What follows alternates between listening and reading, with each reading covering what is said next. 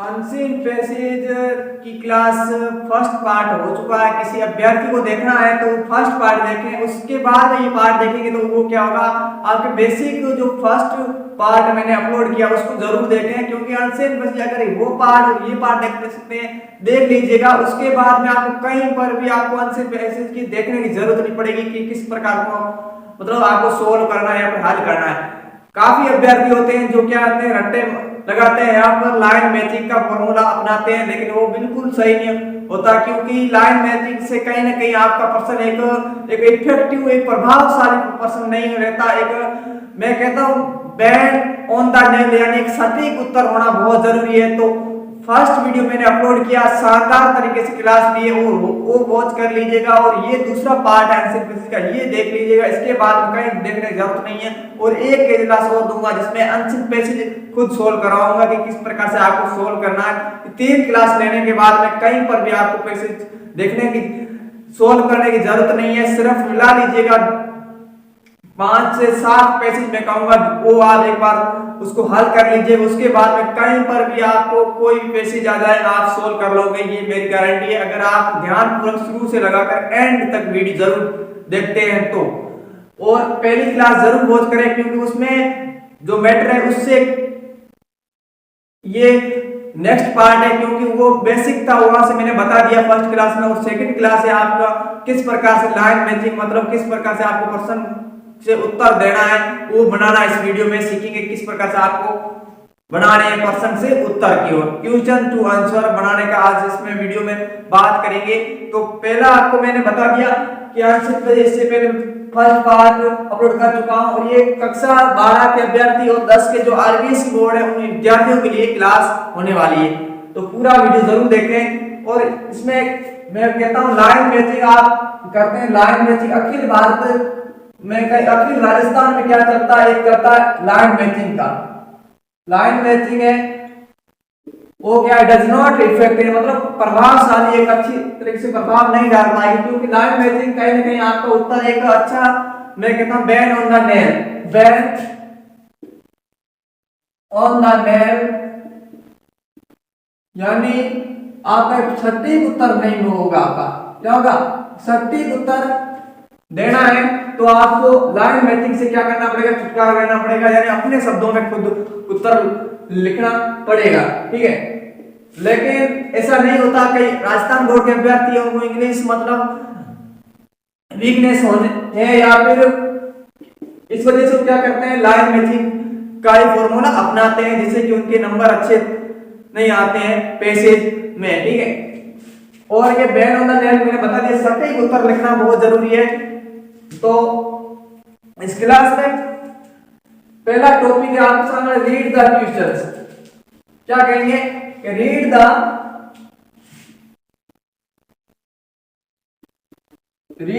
Questions, मतलब प्रश्नों को पहले शुरू में क्या करना है, प्रश्नों को पढ़ना है। क्या करना है, पहला आपका यही टारगेट रहना चाहिए कि जो भी पर्सन है उसको अच्छी तरह से रीडिंग कर लेनी है, जिससे कि आपके माइंड में एक पता चल जाए कि कौन सा पर्सन कहां से किस प्रकार का है, उसके विषय में आपको जानकारी मिल जाएगी। क्योंकि अगर आप सीधे पैसेज पढ़ेंगे तो उसके बाद में आपको पर्सन पढ़ेंगे और दोबारा अगर खोजने जाएंगे पैसेज में पर्सन को, तो ज्यादा समय आपका लगेगा। इससे अच्छा है पहले प्रश्नों को अच्छी तरह से पढ़ लीजिएगा, उसके बाद में अगर आप पैसेज को सोल्व करेंगे तो शानदार आपके लिए समय की एक बचत होगी।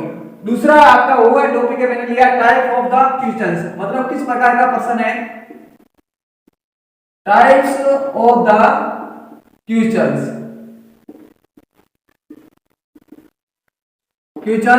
यानी किस प्रकार का प्रश्न है, मतलब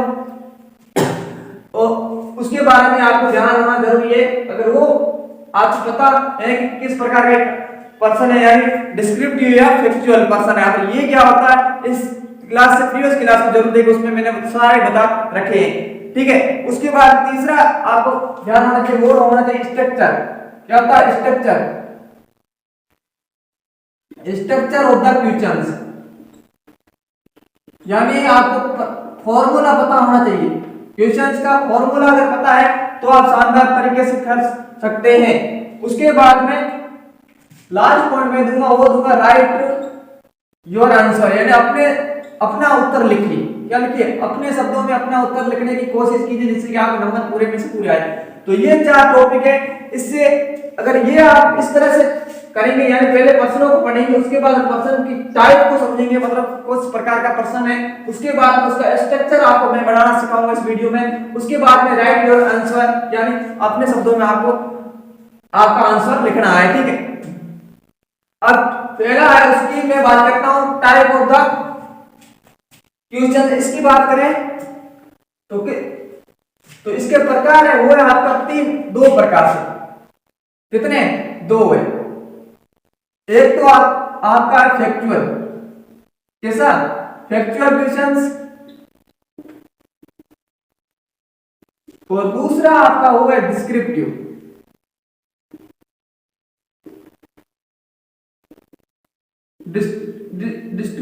डिस्क्रिप्टिव क्वेश्चंस है। फैक्ट का मतलब होता है फैक्ट, ये शब्द बना है फैक्ट से, फैक्चुअल। फैक्ट का मतलब होता है तथ्य। आपको तथ्य दिए जाएंगे, आपको तथ्यों के बारे में ध्यान रखना जरूरी। और ये डिस्क्रिप्टिव पर्सन है, डिस्क्राइब शब्द से बना है, डिस्क्राइब। और डिस्क्राइब का मतलब होता है वर्णन करना, वर्णन करना। ठीक है, और फैक्ट का मतलब आपको टाइम, फैक्ट जैसे कि आपको टाइम पूछा जा सकता है, आपको प्लेस पूछा जा सकता है, और आपको डे, ईयर या फिर थिंग, ये फैक्ट है, इसके विषय में आपको पूछा जा सकता है। ठीक है, इस प्रकार से ये तो आपका फैक्चुअल 2 प्रकार के मैंने बता दिए कि टाइप ऑफ द क्वेश्चंस, मतलब 2 प्रकार के क्वेश्चन बनते हैं। एक तो बनता है फैक्चुअल और दूसरा बनता है डिस्क्रिप्टिव। और फैक्चुअल का मतलब आपको तथ्य दिया जाएगा, और इसका मतलब आपको वर्णन करना पड़ेगा। वर्णन कैसे? जैसे कि भारत कैसे आजाद हुआ या कैसे स्वतंत्र हुआ, तो ये आपको क्या करना पड़ेगा? वर्णन करना पड़ेगा, उसकी थीम लिखनी पड़ेगी। यानी जो पर्सन है उसकी आपको क्या लिखनी पड़ेगी? थीम, जो मुख्य थीम है वो लिखनी पड़ेगी। लेकिन इसमें जैसे भारत कब आजाद हुआ, तो उसमें आपको फैक्ट है, आपको समय पूछ रहा, टाइम पूछ रहा, तो इस प्रकार से ये रहेगा। अब क्या रहेगा इसका स्ट्रक्चर, उसके विषय में देखें।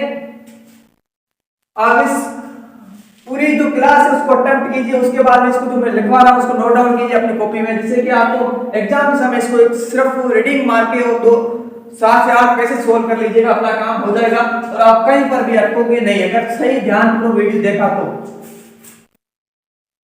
नेक्स्ट बात है वो है आपका स्ट्रक्चर क्या बनेगा। स्ट्रक्चर क्या है? अब इसका प्रश्नों का स्ट्रक्चर समझने की कोशिश करते हैं।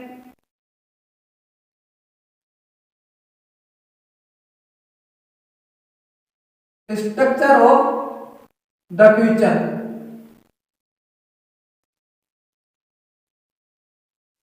ठीक है, अब स्ट्रक्चर किस प्रकार से आपको ध्यान रखना है। स्ट्रक्चर की मैं बात करूं तो स्ट्रक्चर आपका, आप सभी को पर्सन को पता है, जो फर्स्ट में दे रहा हूं आपको वो WH वर्ड से, WH के वर्ड के बाद में आपको डू दिखेंगे, या फिर डज दिखे, या फिर डिड दिखे। क्या दिखे? डिड। उसके बाद में आपको सब्जेक्ट दिखेगा, उसके बाद में पीवी यानी प्रिंसिपल वर्ब दिखेगी, उसके बाद में आपको पर्सन मार्क, क्वेश्चन मार्क देना होगा। इस प्रकार से ये रहेगा। दूसरा जो क्वेश्चन पूछा जाता है वो पूछा जाता है आमतौर पर, वो पूछा जाता है आपका WH वर्ड, उसके बाद में HV, और उसके बाद में आपके प्रिंसिपल वर्ब और क्वेश्चन मार्क चिन्ह।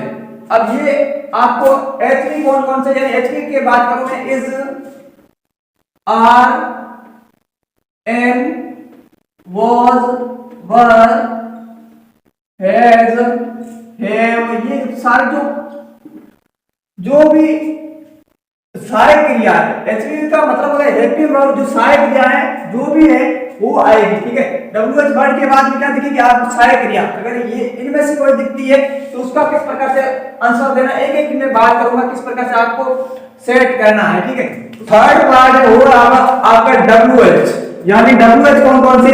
लाइक, व्हाट, हु, या फिर आपको विच, ये सब मिलेंगे। इसके बाद में आपको क्या मिलेगा? सब्जेक्ट, उसके बाद में आपका प्रिंसिपल वर्ब। इस प्रकार से ये मिलने वाला है। सॉरी, प्रिंसिपल वर्ब नहीं, ये मिलेगा, इसके बाद में आपको मिलेगा HV। इस प्रकार से ये थर्ड टाइप जो क्वेश्चन बनेंगे, और ये मुख्य 3 टाइप है जो राजस्थान बोर्ड में पूछे जाते हैं। पहला तो होता है आपका WH वर्ड के बाद में आपको आमतौर पर डू दिखेगा, डज दिखेगा या फिर डेट दिखेगा। उसके बाद में आपको सब्जेक्ट दिखेंगे, उसके बाद प्रिंसिपल वर्ब कहेंगे, आप इसको मेन वर्ब कहते हैं, ठीक है।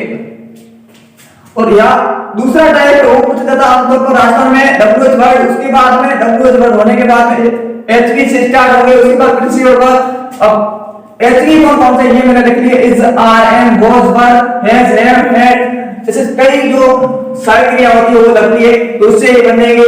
थर्ड टाइप वो आपका वर्ड से बनेगा या तो रूट से या विच से, उसके बाद में आपको HV लिखेंगे। अब इनका एक एक के बारे में विवरण देता हूं और पूरा वीडियो देखें, क्योंकि ये आपके लिए एक बार क्लास देखने के बाद आपको कहीं जरूरत नहीं पड़ेगी, आपका कंफ्यूजन दूर हो जाएंगे। जो भी लिखवा रहा हूं वो नोट डाउन करते चलिएगा।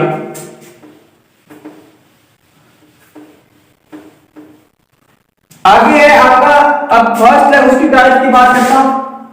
जो फर्स्ट टाइप है आपका WH वर्ड, उसके बाद में डू, डज या फिर आपको डिड दिखेगा, ठीक है। उसके बाद में आपको क्या दिखेगा, उसके बाद में आपको सब्जेक्ट, उसके बाद प्रिंसिपल वर्ब, उसके बाद क्वेश्चन मार्क। अब इसका आंसर किस तरह देना है, अगर आपको डू मिल जाए तो किस प्रकार से देना, उसका लिखना शुरू में क्या लिखना है, आपको सब्जेक्ट डालना, क्या डालना, सब्जेक्ट। उसके बाद में आपको प्रिंसिपल वर्ब, उसके बाद में आपको डालना है प्रिंसिपल वर्ब या फिर इसको कहें मेन वर्ब, ठीक है। उसके बाद में जो आपका आंसर होगा वो आप लिख सकते हैं।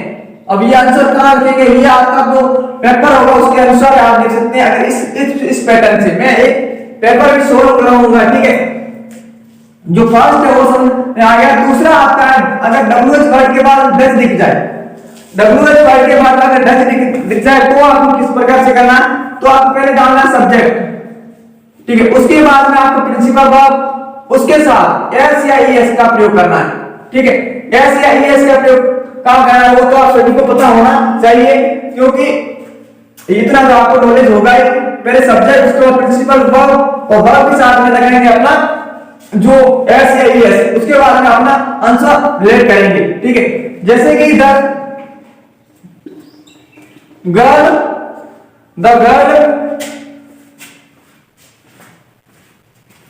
Sorry what does the girl से, लड़की ने क्या कहा, तो इसका आंसर कैसे बनेगा, WH वर्ड है, इसको क्या करेंगे, जो WH वर्ड है इसको रिमूव करेंगे, यहां से हटाएंगे। देख लेना, ध्यान रखना है, WH वर्ड हो गया उसको हटाएंगे। जैसे कि यहां पर आपने WH वर्ड ये आया तो उसका इसको तो हटाएंगे, इसके साथ में क्या करना, जो आइए डू और डज इसको भी हटाएंगे, ठीक है। यहां पर डू आ जाए तो भी हटाएंगे और डज आ जाए तो भी हटाएंगे, लेकिन इसमें क्या हुआ, सब जो मेन वर्ब का है, यहां पर प्रिंसिपल जो वर्ब होगी यानी क्रिया, जैसे से है तो से का से ही रहेगा, ठीक है। लेकिन इसमें क्या होगा, इसका सब्जेक्ट क्या है, इसका सब्जेक्ट है द गर्ल, तो यहां से सबसे पहले क्या लगाएंगे, सब्जेक्ट, क्या लगाएंगे, सब्जेक्ट। सब्जेक्ट क्या है, द गर्ल। उसके बाद में क्या लगाएंगे, क्रिया, क्रिया कौन सी, से के साथ द गर्ल है यानी सिंगुलर सब्जेक्ट, उसके साथ क्या लगाएंगे, एस, ठीक है, एस लगाएंगे, द गर्ल से। इस तरह से अपना उत्तर यहां से ऐड कर लिया। तो इस प्रकार से ये तो था डज का कॉन्सेप्ट। उसके बाद सेकंड है, उसको आप WH वर्ड, उसके बाद आपको डिड दिख जाए, उसके बाद सब्जेक्ट, उसके बाद में प्रिंसिपल वर्ब, इस प्रकार से ये दिख जाए तो आपको किस प्रकार से करना है, उसका मैं कॉन्सेप्ट आपको क्लियर कर देता हूं। जैसे कि डिड दिख जाए, ठीक है, डिड दिख जाए तो क्या करना, सब्जेक्ट लिखना है, सबसे पहले क्या करना, सब्जेक्ट, उसके बाद में वर्ब की सेकंड फॉर्म। डिड है, डिड जो डिड दिखेगा और WH वर्ड है उसको क्या कर देना, यहां से हटा देना, उसके सबसे पहले लिख के क्या लिखे ना, सब्जेक्ट, उसके बाद में सेकंड फॉर्म लगानी, जो आपको दे रही है उसका सेकंड फॉर्म, यानी इसको कहेंगे पास्ट फॉर्म, पास्ट फॉर्म, ठीक है। तो इस प्रकार से ये सब्जेक्ट हो गया सेकंड फॉर्म, उसके बाद इसको पास्ट फॉर्म कहते हैं। उसके बाद आपका जो उत्तर होगा वो यहां से आपको अटैच करना है, ठीक है। अब ये किस प्रकार से करना, जैसे मैं एग्जांपल देता हूं आपको, एग्जांपल एक आपके सामने दे रहा हूं, ठीक है। एग्जांपल ये है कि वाई, पहला एग्जांपल आपके सामने Why did the teacher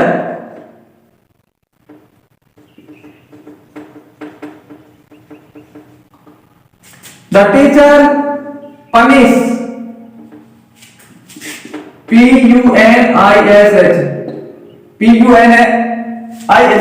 punish the boy? तो इसको क्या करना है, WH वर्ड शुरू में WH वर्ड और did इसको क्या कर देंगे, हटा देंगे। और सब्जेक्ट इसका क्या है, इसका सब्जेक्ट है द टीचर, तो इसको सबसे पहले या इसको लगाएंगे एक नंबर पे लगा दिया। उसके बाद पनिश है PUNISHED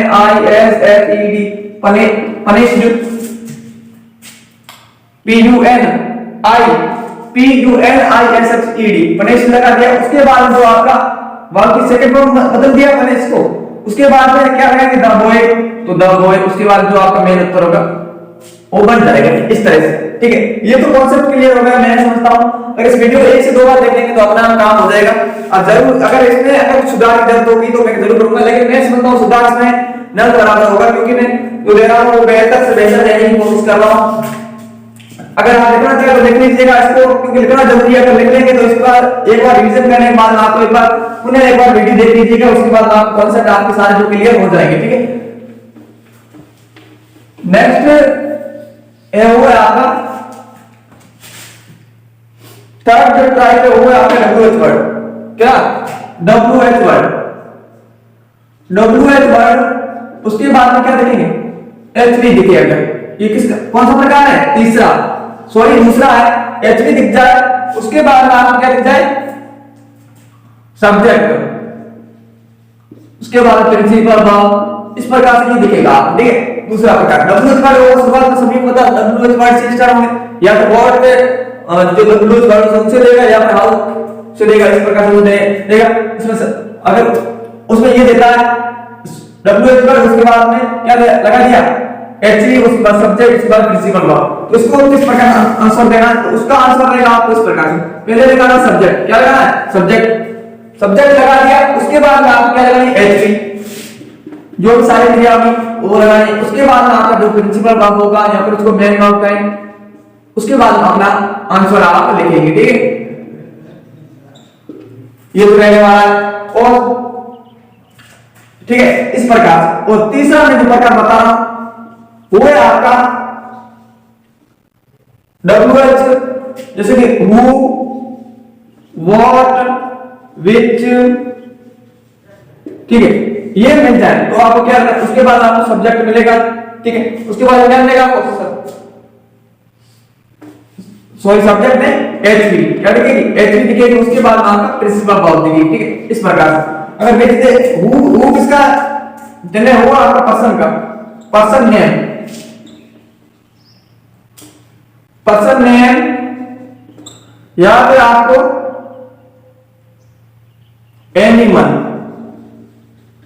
एनिमल्स नेम, या फिर आपको थिंग्स नेम, इस प्रकार से ये लिखेंगे, ठीक है। ये तो इसका उत्तर आप पहले क्या रखना, अगर ये हूं मिल जाए तो आप पहले व्यक्ति का नाम रखना, उसके बाद में क्या रखना है, उसके बाद आपको लिखनी है HV, क्या रखनी है, HV, क्या रखना है, HV, उसके बाद प्रिंसिपल वर्ब, और अपना आंसर यहां से जोड़ लेना, ठीक है। अपना आंसर यहां पर जोड़ लेंगे। यानी अगर हु आए, हु मतलब व्यक्ति को पूछ रहा है कि कौन है, किसी को तो व्यक्ति का नाम लेना, उसके बाद HV लिखनी है, उसका प्रिंसिपल वर्ब, उसके बाद अपना आंसर जोड़ देना। अगर आपको वर्ड दिख जाए, थिंग है, कोई वस्तु बता रहा है, तो आप क्या लिखना है, या फिर कोई वस्तु लिखनी है, उस पर HV लिखेंगे, उसके बाद प्रिंसिपल वर्ब, उस पर आंसर। अगर विच दिख जाए, विच का मतलब थिंग, विच मतलब एनिमल को दर्शा रहा है, कोई जानवर है उनको दिखा रहा है, जानवर का नाम लिख लिया, उसके बाद HV, उसके बाद प्रिंसिपल वर्ब, इस प्रकार से ये तो आपका एक रहने वाला पैसेज का जो आंसर मैंने बता दिया कि इस प्रकार से आप लिखेंगे, मतलब इस पैटर्न पे लिखेंगे, तो आपके जो नंबर है पूरे आ सकते हैं। अगर आपके अंदर वो आप वीडियो को पूरा देखें तो जरूर समझ में आएगा, अदरवाइज तो आप कहीं पर भी देख लो, कहीं पर भागा दौड़ कर लो, लेकिन कोई समझ में नहीं आएगा। एक जगह टिके रहोगे तो समझ में शानदार आएगा। मैं समझता हूँ एक क्लास दूंगा जिसमें पैसेज, अगर इस वीडियो में रिस्पॉन्स आता है तो जरूर इसको सोल्व कराऊंगा, अदरवाइज पैसेज का कोई सोल्व कराने की जरूरत नहीं है, क्योंकि मैंने जो क्लास दी है सफिशिएंट है। क्योंकि अगर कमेंट करते हैं, अगर किसी के रिक्वायर्ड है तो कर सकते हैं कमेंट, तो करवाऊंगा पैसेज, अदरवाइज मैं राइटिंग सेक्शन की ओर जाऊंगा जिसमें मैं लेटर राइटिंग की नेक्स्ट क्लास देने वाला हूं। अगर वीडियो अच्छा लगा तो चैनल को सब्सक्राइब करें और बेल आइकन जो घंटा उसको दबाना ना भूलें, जिससे वीडियो नोटिफिकेशन मिल सके, और लाइक से कमेंट भी कीजिएगा। तब तक के लिए जय हिंद, वंदे मातरम।